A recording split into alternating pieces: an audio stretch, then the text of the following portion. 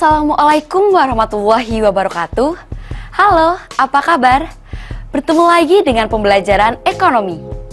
Mungkin di sini banyak yang sudah sering mendengarkan kata inflasi, tetapi belum tahu apa itu inflasi. Mari kita belajar bersama tentang apa itu inflasi. Kenapa harga BBM, minyak goreng, juga mie instan tahun 2000 dengan tahun sekarang sangat jauh berbeda? Harga barang-barang pada saat sebelum COVID-19 dan sesudah COVID-19 juga berbeda. Nah, kondisi di atas disebut dengan inflasi. Inflasi muncul ketika terjadi kenaikan harga suatu negara yang menyebabkan menurunnya daya beli masyarakat. Jadi, berdasarkan ilustrasi, pada dasarnya yang merupakan inflasi adalah peningkatan kenaikan harga umum dalam suatu perekonomian negara secara berkelanjutan selama periode tertentu. Bagaimana kalau harganya yang naik cuma satu atau dua barang? Kalau hanya satu atau dua barang, itu tidak bisa disebut dengan inflasi. Oke ya, kita sudah tahu apa itu inflasi. Nah, sekarang bagaimana sih inflasi itu bisa terjadi? Untuk tahu lebih lengkap tentang masing-masing penyebab inflasi, mari kita bahas bareng-bareng ya. Setidaknya ada 4 penyebab inflasi. Penyebab pertama yaitu inflasi karena tarikan permintaan atau demand pull inflation. Apa sih maksudnya tarikan permintaan? Jadi, inflasi ini terjadi karena meningkatnya permintaan atau demand terhadap suatu barang atau jasa. Contohnya, ketika hari raya, harga barang kebutuhan mengalami kenaikan. Kondisi inilah yang menyebabkan terjadinya inflasi. Bisa disimpulkan, inflasi ini terjadi karena daya beli masyarakat meningkat. Lanjut ya. Penyebab inflasi yang kedua yaitu inflasi dorongan biaya atau cost push inflation. Nah, inflasi ini biasanya terjadi karena meningkatnya biaya produksi dalam jangka waktu tertentu secara berkelanjutan. Biaya produksi yang baik dan tinggi itu bisa berasal dari naiknya harga bahan baku atau kenaikan upah pegawainya. Secara umum, ini terjadi karena desakan biaya faktor produksi yang terus-menerus meningkat. Nah, selanjutnya yang ketiga adalah inflasi dari luar negeri. Inflasi ini terjadi karena luar negeri sedang mengalami inflasi dan kita terkena imbasnya. Sehingga harga-harga negara kita juga mengalami kenaikan. Misalnya, Amerika mengalami inflasi karena kita merupakan negara yang melakukan perdagangan internasional dengan Amerika.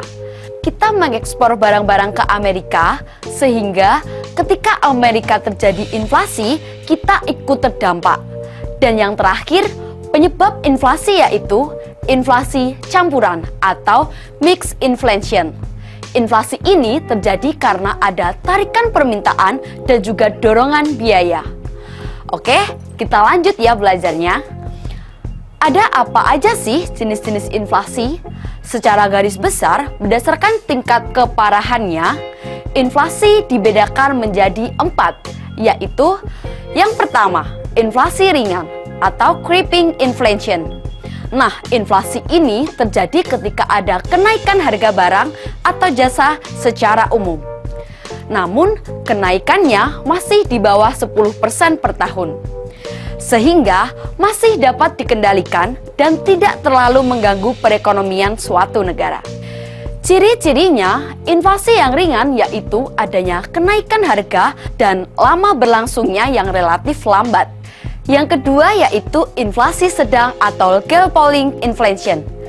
Inflasi sedang tentu kenaikan harganya lebih tinggi dibandingkan dengan inflasi ringan, yaitu berkisaran antara 10-30% per tahun.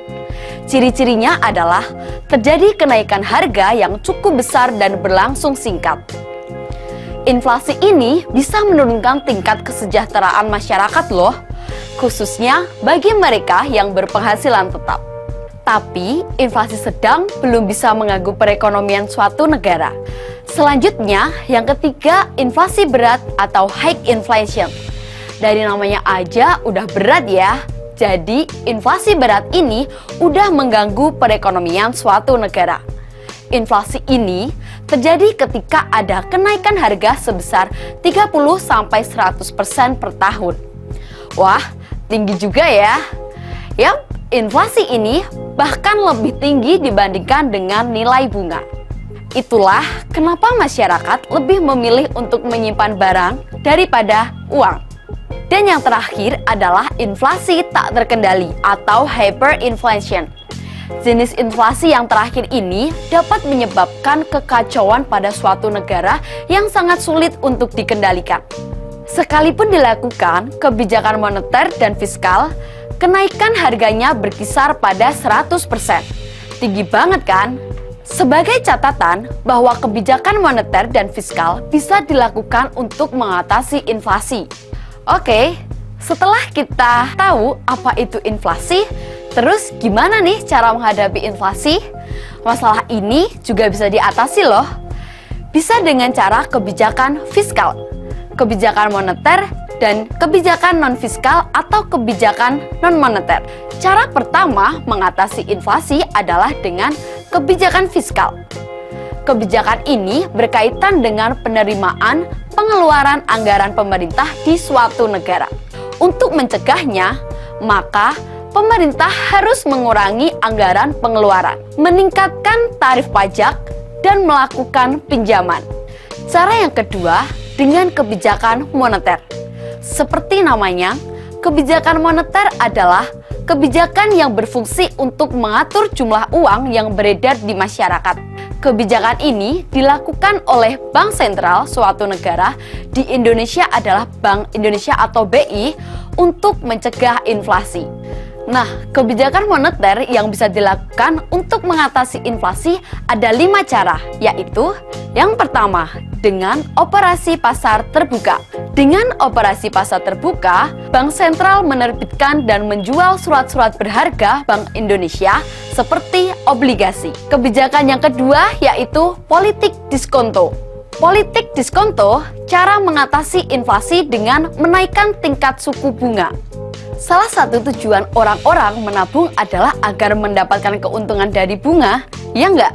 Nah, misalnya kalian menyimpan uang di bank sebesar 50 juta rupiah, terjadi peningkatan bunga dari misalnya 1,2% ke 3,75%, otomatis sebagai nasabah, keinginan kalian untuk menabung akan lebih tinggi. Karena bunga yang kalian dapat akan semakin banyak. Nah, ini juga akan dipikirkan oleh nasabah lain. Dan akhirnya, uang yang beredar di masyarakat berkurang karena kebanyakan sudah disetor di bank. Selanjutnya ada politik pembatasan kredit atau plafon credit policy. Ketika seseorang mengajukan pinjaman atau kredit, artinya bank harus mengeluarkan uang. Dan artinya jumlah peredaran uang di masyarakat akan bertambah. Nah, dengan pembatasan kredit ini, penerima kredit akan diseleksi lebih ketat agar inflasi bisa menurun. Dan yang terakhir adalah politik cadangan kas. Untuk mengurangi inflasi, Bank Sentral akan menaikkan jumlah cadangan kas. Jika kas bertambah, maka kemampuan bank memberikan kredit atau uang kepada masyarakat akan menurun sehingga uang yang beredar di masyarakat dapat ditekan dan inflasi bisa diminimalisir. Cara yang ketiga untuk mengatasi inflasi yaitu dengan kebijakan non-moneter. Kebijakan ini bisa dilakukan untuk mengatasi inflasi, yaitu dilakukan oleh pemerintah. Dengan cara meningkatkan hasil produksi, menetapkan harga maksimum, menstabilkan pendapatan masyarakat, mempermudah barang impor masuk, melakukan distribusi barang, dan melakukan pengawasan. Jadi, ketika terjadi inflasi, apakah sudah pasti jelek? Memang inflasi mempunyai sisi negatifnya. Dengan inflasi, daya beli masyarakat terus menurun, ya wajarlah. Kan harga barang terus naik. Tetapi, Sisi positifnya, dengan inflasi, kita jadi tahu bahwa perekonomian terus berjalan. Proses permintaan dan penawaran juga terus terjadi. Kita bisa membantu negara untuk mengendalikannya loh, yaitu dengan bijak berbelanja dan menggunakan uang. Demikianlah pembelajaran ekonomi mengenai inflasi. Semoga setelah paham tentang inflasi dapat meningkatkan disiplin kita, terutama disiplin dalam menggunakan uang. Sampai bertemu lagi dalam pembahasan materi ekonomi menarik lainnya ya. Sekian, terima kasih dari saya. Wassalamualaikum warahmatullahi wabarakatuh.